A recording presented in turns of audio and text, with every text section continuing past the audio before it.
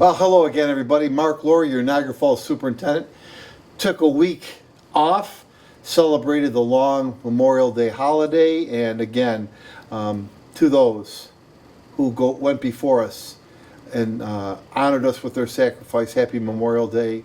I was glad to see some community events around the celebration of Memorial Day. Wonderful. Let's stay in the vein of really great news. We're recording this on Friday, May 30th. Last evening, the 29th, we had a 25th birthday celebration for Niagara Falls High School. Blows my mind, the only way I can describe it, to think that Niagara Falls High School is 25 years old. And we had about 150 people come to our Performing Arts Center who enjoyed some refreshments, camaraderie, but the highlight of the evening was a 50-minute documentary put together by the students of the OSC under the direction of Mr. Strangio. This 50-minute documentary can be found on social media platforms. It is a retrospective that actually spans more than 50 minutes. It starts in 1992 when the then Superintendent Carmen Granto recognized that a new high school had to be built. It is quite interesting, quite informative, quite nostalgic. What I'd like to say tonight, or today, is if you get a chance, watch it. Most importantly, that video was created by Niagara Falls High School students under the direction of Mr. Strangio. The high school students did that. It is of the quality of something you would find on a PBS documentary. That's how good it is. People did not move. People were brought back to memories and nostalgia, fun, young-looking people at the time. They did a wonderful job. We also have some teachers and staff members who have been at that high school for all 25 years. I salute all of them. I thank all of the people that have made that high school what it is. It's incredible. We estimate that over the course of the last 25 years, about 13,400 diplomas were issued, which is incredible. It's a wonderful building that's holding its form. I encourage you to watch the OSC's 25-year retrospective of Niagara Falls High School. Job well done by the students of OSC, but most of all, job well done by the community and the Board of Education and previous superintendents in designing one magnificent high school for everyone. So it was really, really quite touching and really quite inspirational. It's been a really fun week because Wednesday I got to celebrate with our 5th grade students at the Lions Club Award. A student from every 5th grade class was honored by our Lions Club at Catholic Academy, and they received certificate and recognition. Congratulations to all the 5th graders who were recognized, and thank you to the teachers, and most importantly, thank you for the volunteers of the Lions Club who had their annual dinner celebration this past Wednesday and celebrated our 5th grade students. I was really proud to be there and proud for our 5th grade students. Now on to some business issues. Thank you again. Go to the voters of Niagara Falls. On May 20th, voters came out and passed the school district budget by a margin of 83%. That means that the budget has passed, the budget is set, the budget doesn't increase the tax levy. It may be a distribution of the tax levy, but the tax levy remains steady at $25,890,000. You'll see no increase in your tax bill for school taxes. That was great. It allowed us to not lay off any teachers or staff. It allowed us to keep all of our programs that we have, hopefully add a few things. I thank the voters of Niagara Falls for coming out and supporting the budget at a rate of 83%. That's a good passing percentage. Actually, it's one of the highest passing percentages in all of Western New York and close to one of the highest in the state. Thank you, voters of Niagara Falls, for supporting our budget. We appreciate that. That allows us to do business and keep rolling. Now on to a real timely issue. Right now, if you go to our webpage at www.nfschools.net, I'll say that again, www.nfschools.net, you're going to find a survey. The survey is a 7-question survey that will take you no longer than 5 minutes. It is a reaction to the governor and legislators' new mandated law that smart devices, which include cell phones and other watches, as of September 1st, will no longer be permitted in a bell-to-bell fashion in school grades pre-K through 12. What does that mean? It means that once a student enters the school, at the beginning of the day, their cell phone must be put away, locked up, stored securely, and not used during the entire school day until dismissal. That's what bell to bell means. We have a survey up there. We want your, first of all, the law is the law. We have to enforce it. I have to abide by my oath to enforce the law. And we want your opinions, your concerns, and any of your ideas about the best way for us to do that. As of last evening, and again, I'm recording this on Friday, the survey went live on Wednesday, so we're now into our 3rd day of the survey. We had received 171 responses to the survey, which is good. I was hoping, and there are still 5 days left, I was hoping that we get upwards of close to 1,000 responses. Right now, 50% of the responses have been by students who can respond, and 50% of the responses have been by adults, either staff and teachers or community members and parents. We want to hear your voice. Please take a look at that survey, give us information. We're going to take the survey down next Wednesday, which is June 4th at about 4 o'clock. It's not going to, because we want to collate the data, share the information of what the survey says, and then start moving forward with some potential policies, and then also have some open forums to explain those policies. Every Friday when I come on this video cast, I'll tell you more about it. Right now, your charge, or hopefully I can assign you homework, get in there, fill out that survey, fill it out honestly and fairly. We want your opinion. As I said, 171. Next week at this time, I'll tell you how many surveys we have. And from there, we have to develop a policy for the Board of Education by August 1st. So a lot of work in a short period of time. Take a look at that. Let's move to the realm of athletics. Start with a huge congratulations to somebody who had a perfect season. 14-0. Sal Constantino Jr., a tennis player, 14-0 tennis season. Congratulations, Sal. Way to go. To be undefeated is pretty much an accomplishment that I haven't heard of in years.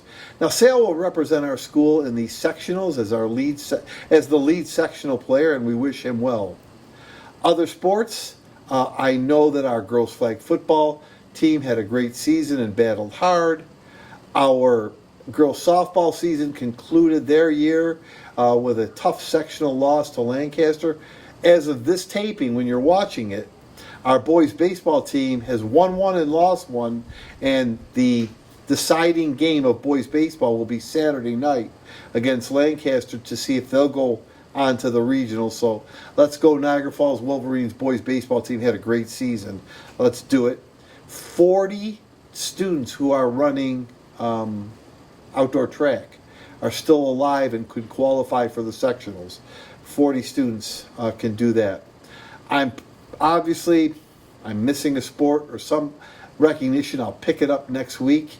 But I want to wish all of our athletes good luck.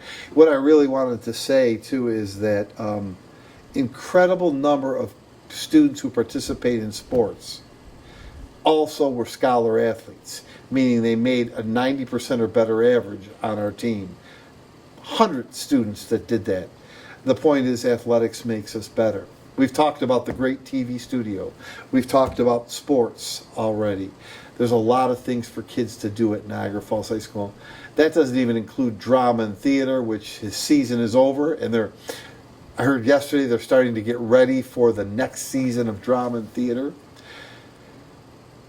Fewer than 4 weeks remain in school. For our seniors, they've got a lot of exciting events coming up. Graduation on the 26th, it's a Thursday. It's a ticketed event. We expect 4,000 people on our football field. You must have a ticket. That will be outdoors. We know there'll be good weather. I have predicted 72 degrees with a light northwest wind of about 8 miles an hour. It'll be a beautifully cool evening that time.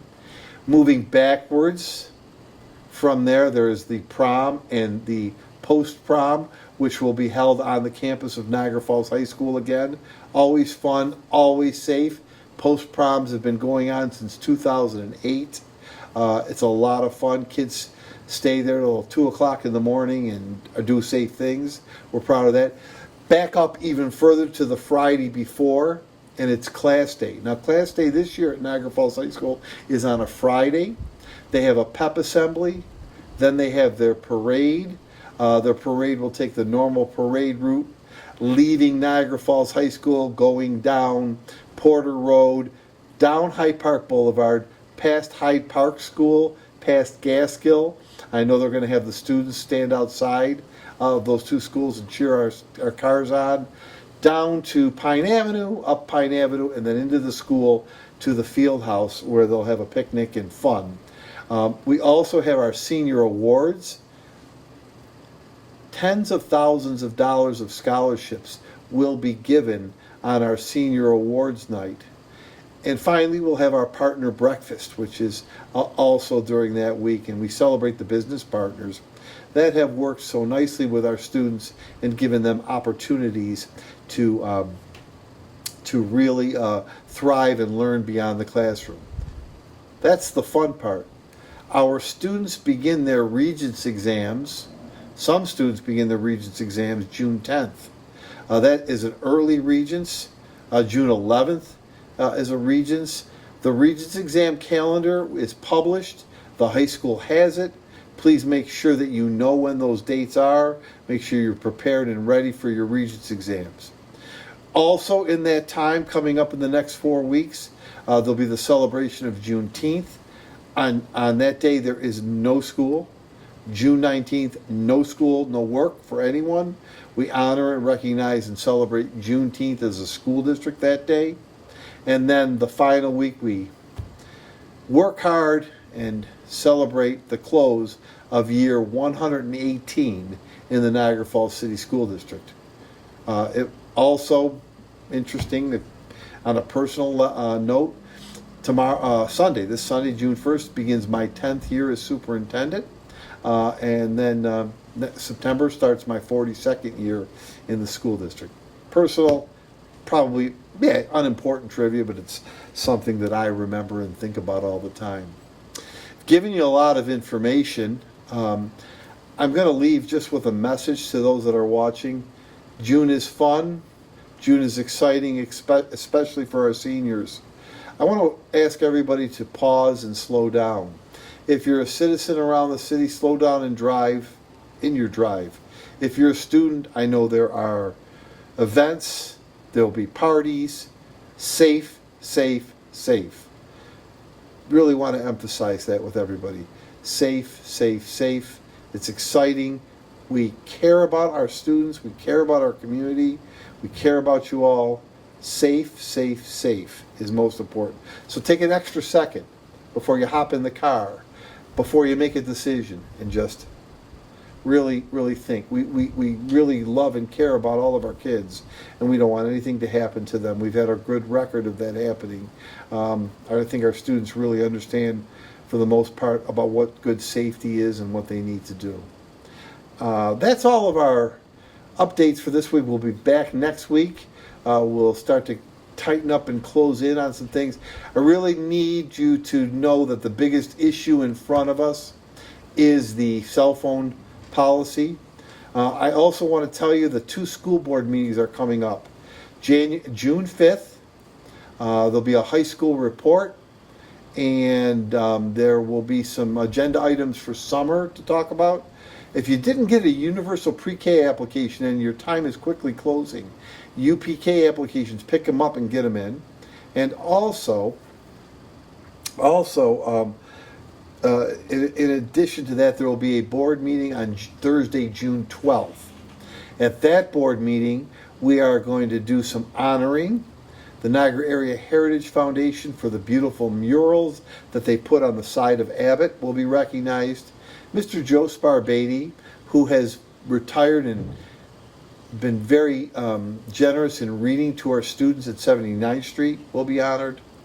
The Buffalo Bills Foundation, who has been to our school with their players for CPR and other things, donated $100,000 in the name of Niagara Falls School District to feed more so that we can have food pantries and backpack programs. And Totally Buffalo Cares, which donated $25,000 to our students in gifts at Christmas time. They'll be the recipients. The Niagara Falls Teachers Union and the Niagara Falls Board of Education will also present on the 12th one scholarship to a student who is going into education for $2,000. Those are our board meetings for the month, and then July 1st is our board reorganization meeting, and that's when we set the 25-26 school year. Those are our updates and announcements for the week. Mark Laurrie, really proud to be your superintendent. Thanks for all your support. Thank you to our students who traveled to my office today from the OSC to help me get through a busy schedule. Appreciate you. Stay healthy, stay safe, and stay positive. Have a great week.